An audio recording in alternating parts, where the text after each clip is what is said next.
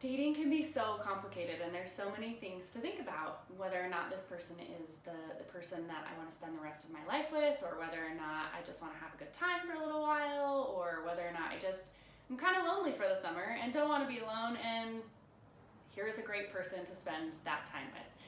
There's lots of reasons to date, there's lots of things that you learn in every relationship, but when you are looking towards marriage and kind of a lifelong partnership, there are a couple of things that are really important to think about.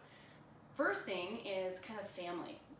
That you're not just marrying this person, you're also marrying into their family. And if you can't stand your mother-in-law, or you don't get along with father or sibling, that can put a strain on not only the family relationship, but also your relationship. Doesn't mean you have to be best friends, doesn't mean that you have to want to go on big trips together or those sort of things, but they are going to be involved in your life for the rest of your life, hopefully.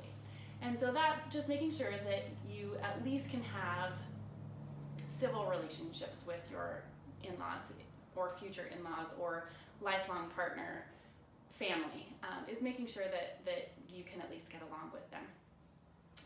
Another thing to think about that oftentimes I don't think a lot of people consider or think about in a lifelong partner is thinking about medical conditions. Medical conditions often start in early 20s, 30s, and big lifelong things, and obviously no one can predict whether or not you're going to get cancer, have a heart attack, or those sort of things. But if their family or your partner has a lot of medical issues right now, that does put a strain on relationships. It affects things like sex, it affects things like intimacy, it affects things like being able to have kids.